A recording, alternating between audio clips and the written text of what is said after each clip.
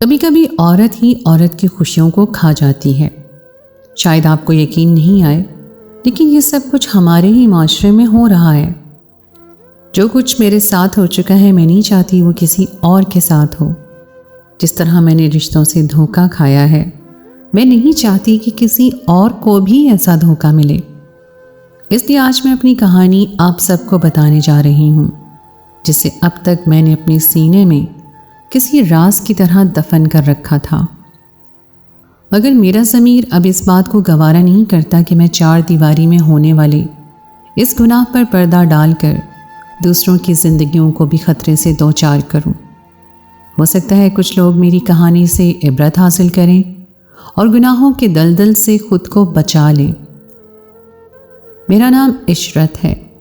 20 साल की उम्र में मेरी शादी एक बहुत ही अमीर घराने में हो गई। इस शादी पर मैं बहुत खुश थी, क्योंकि मैं हमेशा से शादी होकर परदेस जाना चाहती थी और मेरी ये ख्वाहिश पूरी हो रही थी।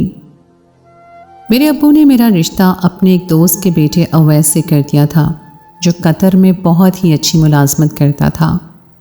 मेरी सास ने रिश्ते के वक्त ही कह दिया था कि शादी के 6 महीने के अंदर अंदर ही वो मुझे भी अपने बेटे के पास कतर भेज देंगी। वो लोग बहुत ही पढ़े लिखे और सुलझे हुए लोग थे। मेरे अब्बू इस बात पर राज़ी हो गए कि मैं शादी होकर अपने शौहर के पास चली जाऊंगी।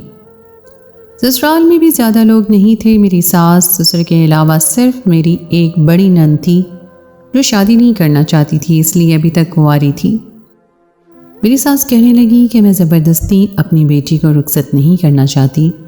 जब तक वो पढ़ना चाहती है पढ़ ले, और फिर जब उसे शादी करनी होगी तो हम खुशी खुशी उसकी शादी कर देंगे।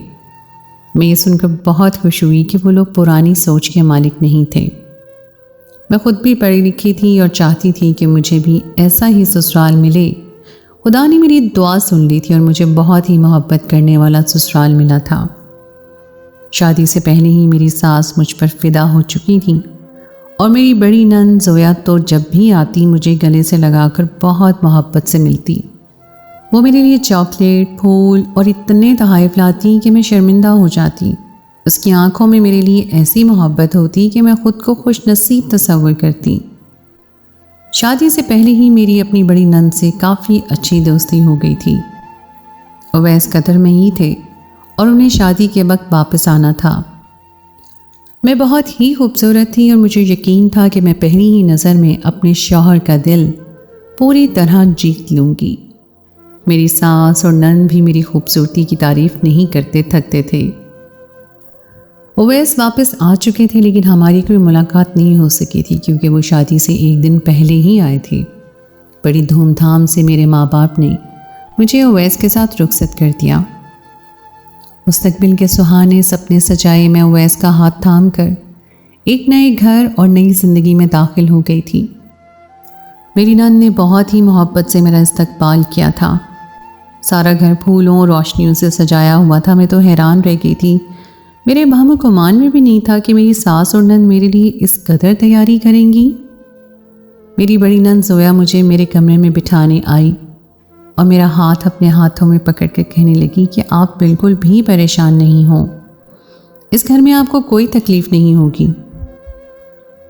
उसने मेरे साथ ढेर सारी तस्वीरें खींची और मेरी खूब तारीफ़ें की। मैंने हमेशा ही ससुराल वालों के बारे में बड़ा सुन रखा था, इसलिए मेरा ख्याल था कि जोया की ये मोहब्बत भी बस 2-4 दिन की मेहमान होगी। उसके बाद तो उसने भी रिवायती नंद वाला किरदार ही अदा करना है, या फिर शायद मैं यहाँ कुछ ही दिन रहने वाली थी, इसलिए मेरी नंद बहुत ही अच्छा बर्ताव कर रही थी। ये तो आने वाले वक्त ही बताने वाला था कि जोया की अच्छाई के पीछे आखिर क्या वजह थी। ओवैस कमरे में आई तो उनका अंदाज कुछ लिया दिया सा था। ऐसा लगता था जैसे वो इस रिश्ते में ज़्यादा इंटरेस्टेड नहीं है। मेरे दिल में इस रिश्ते और शादी के रात को लेकर बड़े जज्बात थे और ओवैस का रवैया देखकर वो सब ठंडे पड़ गए थे। ओवैस कुछ देर खामोशी से मेरे पास बैठे और फिर कहने लगे, मुझे सिर्फ एक ही हफ्ते की छुट्टी मिली है और 4 दिन बाद मैं वापस चला जाऊंगा। मेरे दिल में इस रिश्ते के हवाले से कुछ खास जज्बात नहीं है, क्योंकि मैं तुम्हें बिल्कुल भी नहीं जानता। रिश्ते के वक्त माँ ने तुम्हारे घर वालों से यही बात की होगी कि मैं तुम्हें अपने पास बुला लूँगा, लेकिन ये मेरे लिए मुमकिन नहीं है। मैं चाहता हूँ तुम ज़्यादा वक्त मेरे घर वालों के साथ गुजारो। मैं हर साल में 10 दिन के लिए तुमसे मिलने के लिए आ जाऊँगा। अवैस की बात सुनकर मेरा दिल धड़कना भूल गया था। मैं तो उसके साथ कतर में मुस्तकबिल के सुहाने सपने सजा चुकी थी और अवैस ने सब कुछ पल भर में मिट्टी का ढेर कर दिया था। अरमानों भरी रात आंसुओं में गुजर गई थी क्योंकि अवैस थकन का बहाना करके करवट बदल कर सो चुके थे। अगले दिन मैंने अपने अब्बू को बता दिया कि अवैस का इरादा मुझे साथ ले जाने का नहीं है। अब्बू कहने लगे, तुम फिक्र ना करो, जब शादी हो जाती है तो शौहर का दिल बीवी के लिए बेचैन रहता है, वो खुद ही तुम्हें अपने पास बुला लेगा। अपने अब्बू को क्या बताती कि शादी की रात मेरे शौहर ने मुझ पर मोहब्बत की एक निगाह भी नहीं डाली। 4 दिन बाद अवैस वापस चले गए थे और मैं अपने ससुराल में तन्हा रह गई थी। मेरी सास दिल की मरीज़ा थी। वो सारा वक्त दवाएं खाकर अपने कमरे में पड़ी रहती, लेकिन मेरी नंद जोया बहुत ही अच्छी और मोहब्बत करने वाली थी। शुरू में मैंने उन्हें आपा कहा क्योंकि वो उम्र में मुझसे 4 साल बड़ी थी, लेकिन जोया को ये बात अच्छी ना लगी और कहने लगी कि तुम मुझे जोया कह सकती हो, मुझे भला क्या एतराज़ हो सकता था। अवैस के जाने के बाद पहली रात मुझे नींद ही नहीं आ रही थी। मैं लाउंज में जाकर बैठ गई और कमरे में मुझे अकेलेपन से घबराहट हो रही थी। थोड़ी देर में जोया खुद मेरे पास चली आई और कहने लगी, मैं जानती हूँ तुम्हें भाई के बगैर नींद नहीं आ रही, चलो मैं तुम्हारे साथ चलकर सो जाती हूँ। गुजरे चंद महीनों में मैं इतना तो जान ही गई थी कि मेरी नंद बहुत ही नरम मिजाज और खुश अखलाक थी। खास करके मेरे साथ उसका रवैया बहुत ही अच्छा था। जोया के साथ मैं अपने कमरे में आ गई और हम दोनों रात देर तक बातें करते रहे। जोया और मेरा मिजाज काफ़ी मिलता जुलता था, इसलिए हम दोनों की दोस्ती मज़ीद गहरी हो गई और बातें करते करते ही मुझे नींद लग गई। अगली सुबह मैं सोकर उठी तो जोया कमरे में नहीं थी। मैं नहा धोकर बाहर निकली तो मेरे लिए नाश्ता बना रही थी। मुझे शर्मिंदगी का एहसास होने लगा। मैं इस घर की बहू थी और बावर्ची खाने की जिम्मेदारी मुझे संभाल लेनी चाहिए थी। जोया ने मेरा चेहरा पढ़ लिया था। वो कहने लगी कि तुम्हें परेशान होने की ज़रूरत नहीं है, घर में अफराद ही कितने हैं, हम मिलजुल कर काम कर लिया करेंगे। उसकी बात सुनकर मैं खुश हो गई। वो बहुत ही सुलझी हुई और समझदार थी। शाम तक घर के काम काज करने के बाद वो खुद ही मेरा हाथ पकड़कर ड्राइवर के साथ घूमने के लिए निकल पड़ी। हम दोनों ने एक साथ आइसक्रीम खाई, शॉपिंग की और बहुत मज़े किए। 1 हफ्ते के अंदर ही हम दोनों एक दूसरे के बेहतरीन दोस्त बन चुके थे। अवैस ने हफ्ते में 4 दफ़ा ही फ़ोन किया था और उनका मिजाज भी पहले की तरह ही रूखा था, लेकिन मैंने अपने अब्बू की बात मान ली थी कि वक्त के साथ साथ सब कुछ ठीक हो जाएगा। जोया ने कह दिया था कि वो हर रात मेरे साथ ही सोया करेगी, मुझे भला क्या परेशानी हो सकती थी। सर्दियों के दिन थे। जोया खुद ही मेरे लिए चाय बनाकर लाई और हम दोनों ने मूवी देखते देखते ही चाय पी ली। थोड़ी देर में मुझे ऐसी गहरी नींद आई कि पता ही नहीं चला मैं कब सो गई। सुबह जब मेरी आंख खुली तो मेरे पेट में बहुत ज़्यादा खिंचाव महसूस हो रहा था और उठने में भी काफ़ी तकलीफ़ हो रही थी। बहुत मुश्किल से मैं अपने कमरे में निकलकर बावर्ची खाने तक पहुंची तो जोया मुझे देख के मुस्कुरा उठी। उसके चेहरे पर अजीब सी रौनक थी। मैंने जोया को बताया कि मेरे पेट में बहुत ज़्यादा खिंचाव हो रहा है। वो एकदम सी परेशान होगी, कहने लगी मैं तुम्हें दवा दे दूँगी, लेकिन तुम अम्मा को इस बारे में कुछ मत बताना, क्योंकि कल हम दोनों ने ही बाहर के गोलगप्पे खाए थे, हो सकता है उसकी वजह से ही ये मसला हुआ हो। अम्मा फ़ौरन जान जाएंगी कि हमने बाहर से कुछ खाया है और वो बाहर के खाने पर बहुत गुस्सा करती हैं। जोया की बात सुनकर मैंने इस बात में सर हिला दिया। मैं अम्मा को कुछ नहीं बताने वाली थी। वो ठीक कह रही थी, शायद ये गोलगप्पे की वजह से ही हुआ था। जोया ने मुझे एक गोली दे दी थी जिसे खाने के कुछ देर बाद मेरा दर्द बिल्कुल ठीक हो गया था। हम दोनों ने रोज़ की तरह घर के काम किए और शाम होते ही घूमने के लिए निकल पड़े। जोया सारा वक्त मेरा हाथ पकड़कर घूमती और मेरी पसंद नापसंद का बहुत ख्याल रखती। हम शॉपिंग पर गए तो जोया ने एक बहुत खूबसूरत नाइट ड्रेस मेरे लिए ख़रीदा, जिसे देखकर मैं मुस्कुरा कर जोया से पूछने लगी कि तुम्हारा भाई तो यहाँ है ही नहीं, फिर मैं इस ड्रेस में क्या करूँगी। वह हंसकर कहने लगी कि मेरे लिए पहन लेना। मुझे लगा कि वह मजाक कर रही है, लेकिन रात जब वो चाय बनाकर कमरे में आई तो इसरार करने लगी कि मैंने तुम्हारे लिए इतना खूबसूरत नाइट ड्रेस ख़रीदा है, फिर तुमने पहना क्यों नहीं? वो इस कदर स्टार्ट करी थी कि मैंने उसकी खुशी की खातिर नाइट ड्रेस पहन लिया। वो सच में बहुत ज़्यादा खुश हो गई थी। वो अक्सर मुझसे कहती कि तुम्हारे आने से मैं तन्हाई का शिकार थी, मेरे घर में दिल नहीं लगता था, मैं सारी रात करवटें बदलते गुजार देती थी, लेकिन जब से तुम हमारे घर आई हो मुझे एक साथी मिल गया है। मैं भी खुश होकर जोया से कहती कि मुझे भी एक बहुत अच्छी दोस्त मिल गई है। लेकिन एक बात जो बहुत अजीब सी थी कि पिछले कुछ दिनों से हर रोज़ जब मैं सोकर उठती तो मेरे पेट में बहुत खिंचाव महसूस होता है। ऐसा लगता है जैसे मैं अंदर ही अंदर किसी तकलीफ़ में हूँ। लेकिन जोया खुद ही मुझे एक गोली खिला देती और मेरा सारा दर्द गायब हो जाता। मैं अपने घर रहने जाना चाहती थी, लेकिन जोया ने मेरा हाथ पकड़ लिया और कहने लगी कि अगर तुम चली जाओगी तो मेरा दिल नहीं लगेगा। मेरे अब्बू बार बार इसरार कर रहे थे कि 2-4 दिन के लिए घर आ जाओ। उन्हें मेरी बहुत ज़्यादा याद आ रही थी। मैं उनकी बड़ी बेटी थी और मेरे अब्बू को मुझसे ही सबसे ज़्यादा मोहब्बत थी। इसलिए मैंने जोया को मना लिया कि मैं 2-3 दिन में वापस आ जाऊंगी। उसने मुझसे वादा लिया कि मैं हर रोज़ उसे फ़ोन करूंगी। मैंने मुस्कुराते हुए वादा कर लिया। मोहब्बत जोया की वाकई मेरे लिए बहुत अहम थी। उवैस के रवैये ने तो मुझे पूरी तरह तोड़ दिया था, लेकिन जोया ने जिस तरह मेरा साथ निभाया मैं ख़ुद को बहुत ही खुशकिस्मत मानती थी। मैं अपने घर रहने के लिए आ गई। मेरी अम्मी और बहनें मुझसे मेरे ससुराल के मुताबिक सवाल पूछ रही थीं। अम्मी अब्बू को भी यही परेशानी थी कि मेरा शौहर मेरे साथ नहीं है तो न जाने ससुराल वालों का रवैया कैसा होगा। लेकिन मैंने अम्मी अब्बू को मुतमईन कर दिया कि मेरी नंद तो बहुत ही अच्छी है और सास तो कमरे से बाहर ही नहीं आती। अब्बू कहने लगी कि मेरा मरहूम दोस्त बहुत अच्छा था और मैंने उसके मरने से पहले उससे वादा कर लिया था कि मैं तुम्हारी शादी उसके बेटे से करूँगा। मैंने यही सोचकर हामी भर ली थी कि लड़का कतर में है, तुम भी कतर जाकर खुश रहोगी, कि मुझे अंदाज़ा नहीं था कि वो तुम्हें यहाँ इस तरह छोड़कर चला जाएगा। अब्बू के लहजे से ऐसा लग रहा था जैसे उन्हें अपने फैसले पर पछतावा हो। मैं अपने माँ बाप को परेशान नहीं देख सकती थी, इसलिए मैं उनके पास बैठ गई और उनसे कहा कि मैं बहुत खुश हूँ। वैसे मुझे फ़ोन करते हैं और उन्हें जल्द ही वापस आने का कहा है। आप परेशान ना हो। और मेरी नंद तो मेरी पक्की सहेली बन गई है। ससुराल में मुझे ना ही खाने पीने का कोई मसला है, ना ही कोई घूमने फिरने का। मैं अपनी मर्ज़ी से ज़िंदगी गुजार रही हूँ। मेरी तरफ से आप लोग बेफिक्र हो जाएं। मैंने एक बेटी होने का फ़र्ज़ निभाया था। मेरी बात सुनकर अब्बू कुछ मुतमईन हो गए थे।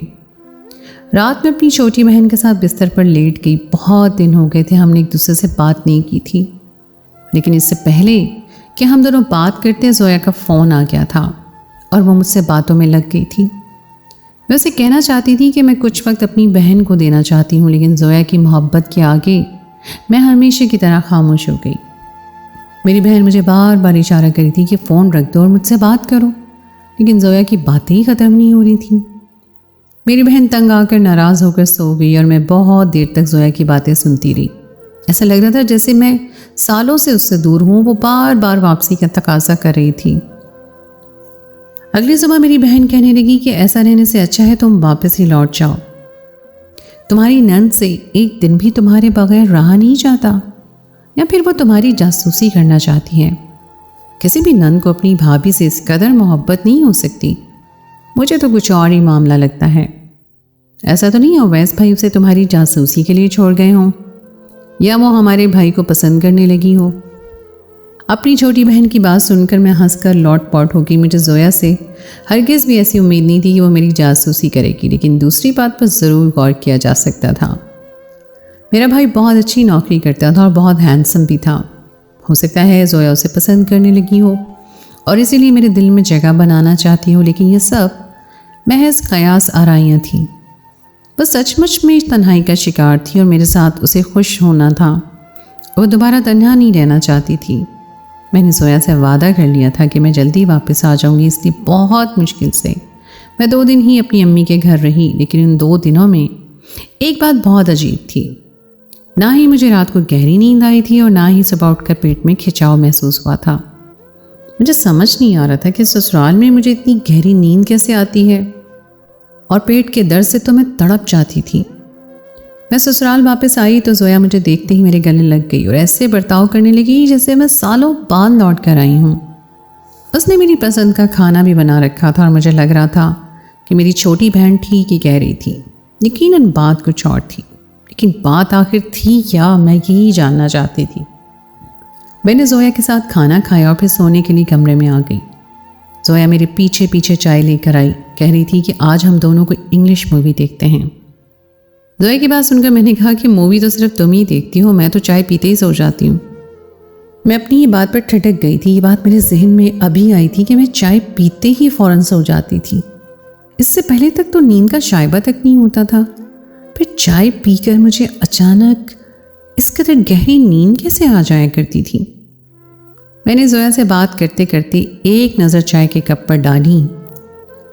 मेरी चाय के कप में हमेशा चम्मच रखा होता था। जोया चम्मच चलाकर चाय मेरी तरफ बढ़ाती थी। आखिर चाय में ऐसा क्या होता था जो जोया को चम्मच चलाने की ज़रूरत पड़ती थी? न जाने क्यों मेरे दिल में अजीब सा शक पैदा हो गया था। मैंने चाय का कप अपने हाथ में पकड़ लिया और जोया से नज़र बचाकर उसे साइड टेबल में रखे दराज में डाल दिया। जोया फिल्म के मनाजिर में इस कदर गुम थी कि उसे मेरी इस हरकत का बिल्कुल भी एहसास नहीं हुआ था। जोया ने इंग्लिश मूवी लगाई थी और इसमें कुछ अजीब तरह के मनाज़र चल रहे थे जिन्हें देखकर मुझे शर्म सी महसूस हो रही थी। आज से पहले तो मुझे कभी मूवी देखने का ठीक तरह से मौका नहीं मिला था, क्योंकि मुझे फ़ौरन नींद लग जाती थी। लेकिन अब मैं कनखियों से मूवी देख रही थी। ये बहुत ही बेहुदा फिल्म थी जिसमें बेहयाई पूरी तरह दिखाई जा रही थी। जोया ने एक निगाह मुझ पर डाली और मेरे सर पर हाथ फेर कर देखा कि मैं सो गई हूँ या नहीं। मैंने ज़रा भी जुम्बिश नहीं की तो उसे यकीन हो गया कि मैं सो चुकी हूँ। मेरा तजस्सुस उरूज पर था। मैं जानना चाहती थी कि मुझे सुलाकर जोया क्या करती है। थोड़ी देर नहीं गुजरी थी और जोया ने जो कुछ किया वो लफ्ज़ों में बयान करना मेरे लिए मुमकिन नहीं है। मैं सोच भी नहीं सकती थी कि वो एक औरत होकर मेरे साथ ऐसा घिनौना काम भी कर सकती है। मेरे लिए सोने का ड्रामा करना भी नामुमकिन हो रहा था, लेकिन मैं पूरी तरह उसकी सच्चाई जानना चाहती थी। जोया के बारे में मेरी सास ने हमें ये बताया था कि वो मेरी शादी से पहले पढ़ाई के लिए दूसरे शहर पढ़ने गई थी और वहीं एक हॉस्टल में रिहाइश पसीर थी।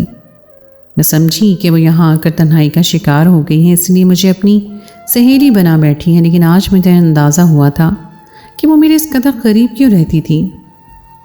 जैसे ही जोया अपने होश और हवास खोने लगी, मैं उठ बैठी थी और मैंने जोया को कंधे से पकड़कर झंझोड़ दिया था। मैं उसे एहसास दिलाना चाहती थी कि वो बहुत गलत कर रही है, लेकिन जोया को ये लत इस कदर लग चुकी थी कि उसे इस बात का भी एहसास नहीं हो रहा था कि उसने एक कबीरा गुनाह का इर्तिकाब किया है। पहले तो जोया ये जानकर परेशान हो गई कि मैं बेहोश नहीं हुई थी बल्कि जाग रही थी, लेकिन जल्दी उसने खुद को संभाल लिया। मुझे सारा सच बताते हुए कहने लगी कि अगर मैंने किसी को कुछ भी बताया तो वो मुझे बदकिरदार साबित कर देगी, क्योंकि मेरी बात पर यकीन कोई नहीं करेगा। जोया की बात सुनकर मेरे रोंगटे खड़े हो गए। वो ठीक कह रही थी। अगर मैं किसी को कुछ कहना भी चाहती तो कोई भी मेरी बात पर एतबार ना करता, क्योंकि शरीफ लोगों के घरों में ऐसी बात नहीं हुआ करती। मेरा शौहर तो पहले ही मेरा नहीं था। जोया एक लफ्ज़ ये किरदार पर मेरे अगर बात कर देती तो वो फिर कभी भी मुझे ना मिलता। मेरा शौहर तो पहले ही मेरा नहीं था। जोया का एक भी लफ्ज़ मेरे किरदार पर कालिक मल सकता था। मैंने रोते हुए जोया से इल्तिजा की कि अब वो मुझे बख्श दे और अपने गुनाहों की तौबा कर ले, लेकिन उस पर तो शैतान हावी हो चुका था। वो कहने लगी, अब तुम्हें हर रात अपनी मर्ज़ी से मेरे साथ गुजारनी होगी। ये तो मेरे हक़ में अच्छा ही हुआ कि तुम्हें सब कुछ पता चल गया है। अब मुझे तुम्हारे बेजान वजूद से मोहब्बत नहीं करनी पड़ेगी। सारी रात जोया ने मुझे अपने जुल्म का निशाना बनाए रखा और मैं खामोशी से ये सोचकर सब सहती रही कि कहीं कभी कोई मेरी बात का यकीन नहीं करेगा। दरअसल जोया हॉस्टल में बुरी सोहबत का शिकार हो चुकी थी और एक बहुत भयानक रविश को अपना चुकी थी, जिसके बारे में भी इज़्ज़तदार लोग बात करने से कतराते हैं। लेकिन जोया न सिर्फ इस रविश को अपना चुकी थी, बल्कि वो उसे हॉस्टल से अपने साथ घर तक ले आई थी। पहले वो घर की एक मुलाजमा के साथ ये जुल्म करती थी और मेरी शादी के बाद उसने मुझे अपना सहारा बना लिया था। वो मुझे चाय में नींद या बेहोशी की दवा मिलाकर देती और फिर मुझे अपनी हवस का निशाना बनाती। वो गलत तरह की इंग्लिश मूवी देखा करती थी और फिर मुझे इस्तेमाल करती। जोया को हॉस्टल में हम जिन्स परस्ती की लत लग चुकी थी और मैं उसके लिए एक आसान हदफ साबित हुई थी। जोया पर नज़र रखने वाला और उसे देखने वाला कोई नहीं था। उसके वालिद इंतकाल कर गए थे, अम्मा मुसलसल बीमार रहती थी और भाई कतर में था। उसे पूरी तरह आज़ादी मिल गई थी कि वो मेरे लिए गलत फेल करे और पकड़ी भी ना जाए। मेरे पेट में दर्द होने वाला भी इसी दवा का साइड इफ़ेक्ट था जो जोया मुझे बेहोश करने के लिए दिया करती थी, और इस बात का उसे अंदाज़ा हो गया था। इसीलिए वो रोज़ सुबह दर्द ठीक करने की गोली भी दे दिया करती थी। जोया ने मेरी बहुत सारी नाज़ेबा तस्वीर भी बना रखी थी जिन्हें वो मेरी गैर मौजूदगी में देखा करती थी। उसने मुझे धमकी दी कि अगर मैंने किसी को भी उसका सच बताया तो वो मुझे बदनाम कर देगी और अपने भाई को बताएगी कि हर रात मुझसे मिलने मेरा कोई आशिक आता है। मैं जोया की धमकियों से डर गई थी और खामोशी से उसकी हवस को पूरा कर रही थी, लेकिन दिल में मुझे खुदा का खौफ सताने लगा था। मैं जानती थी कि ये एक बहुत बड़ा गुनाह है और हमारे दीन में इसकी बिल्कुल भी इजाज़त नहीं। मैं रो रो कर खुदा की हुजूर दुआएं मांगती कि किसी तरह मुझे इस मुश्किल से निजात हासिल हो जाए। 2 महीने तक जोया के साथ अज़ियतनाक रातें गुजारने के बाद आखिरकार मेरी दुआएं कबूल हो गई थीं। अवैस की कतर की नौकरी ख़त्म हो गई थी और वो हमेशा के लिए पाकिस्तान आ गए थे। देखा जाता तो मेरा शौहर बेरोज़गार हो गया था, लेकिन अब मुझे उसका तहफ़्फ़ुज़ नसीब होने वाला था। कुछ दिन मैंने अवैस के साथ गुजारे तो मुझे एहसास हुआ कि वो बुरे नहीं हैं, बस उनका मिजाज ही थोड़ा अलग है। वो बहुत ही संजीदा और खामोश मिजाज थे। मैं अवैस को जोया की हकीकत बताना चाहती थी। अवैस के वापस आने से उसका जुल्म तो ख़त्म हो गया था, लेकिन उसे इलाज की ज़रूरत थी, वरना फिर वो कोई नया शिकार ढूंढती और अपने गलत फेल के ज़रिए अपनी अंदर की तलब को पूरा करती। एक दिन मैंने डरते डरते अवैस को आधा अधूरा सच बताया और सिर्फ यही बताया कि उनकी बहन को हॉस्टल में गलत लत लग गई है, जिसके बारे में मुझे अंदाज़ा है। मैं चाहकर भी अपने शौहर को नहीं बता सकी कि उनकी बहन ने मुझ पर कैसा जुल्म ढाया है। पहले तो अवैस को मेरी बात पर यकीन नहीं आया, लेकिन फिर जब उन्होंने जोया पर शादी के लिए दबाव डाला और जोया ने इनकार किया तो उन्हें कुछ यकीन आने लगा। मेरे कहने पर अवैस ने शहर के बेहतरीन साइकियाट्रिस्ट से जोया का इलाज शुरू करवा दिया और साथ ही अपने दोस्त के भाई से उसकी मंगनी भी करवा दी ताकि उसका जहन बढ़ जाए। कुछ ही अरसे में जोया का इलाज मुकम्मल हो गया और उसकी शादी हो गई।